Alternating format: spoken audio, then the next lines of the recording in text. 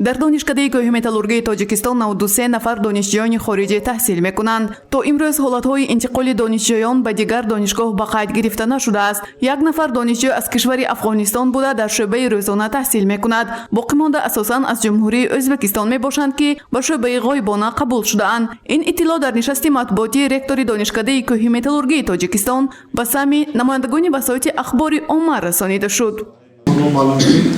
соли ҷорӣ барои қабули дофтарбон ҳамин масъули таҳсилоти касбӣ барои аз дигар манотиқҳои хориҷи кишвар қабул намудани дофтарбон ҳама иҷозатномаи махсус дорад ва донишкадаи мо низ дар қатори дигар масъули таҳсилоти касбӣ дар ин самт корҳои ташвиқотӣ тарғиботӣ будааст ва 102 нафар дофталаб ба мо муроҷиат кард ҷиҳати қабул гардидан ба ихтисосҳои гуногуни масъули мо.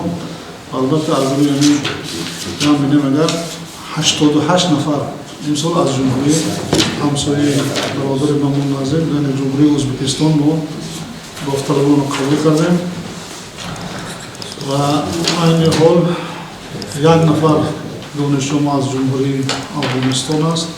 яке аз масъалаҳои муҳим бо ҷойи кор таъмин намудани хатмкунандагони донишкада мебошад.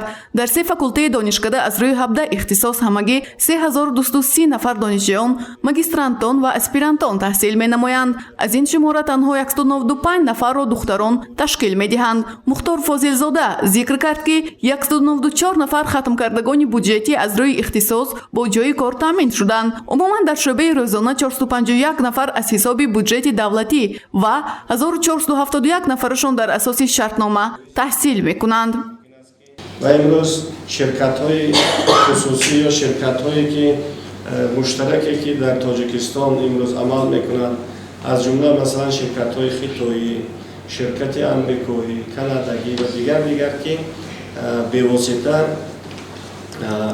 онҳо теъдоди муайяни донишҷӯёни моро имрӯз ба кор қабул мекунанд ва инчунин барои бозомӯзӣ ва ба талаботи худ, зеро технологияе ки имрӯз масалан баъзе корхонаҳои хориҷӣ имрӯз фаъолият мекунанд, албатта нисбатан фарқ мекунад ва барои бозомӯзӣ ба муҳлати 6 моҳ масалан 1 сол ба давлати масалан Хитою дигар донишҷӯё ё хаткунандагон равон мешаванд.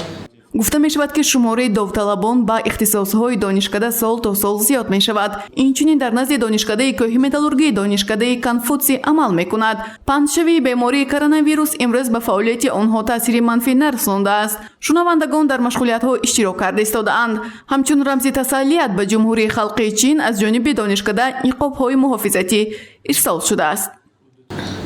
донишгоҳи нафти Хитой ки шарики ҳамкори мо ҳаст барои таъсисёбии донишкадаи Конфутсия мо мактуби тасаллият ирсол намудем бо ду забон, бо забони русӣ ва бо забони чинӣ, хитоӣ ва ҳамзамон ҳамчун кӯмак 3000 адад мо маска фиристодем.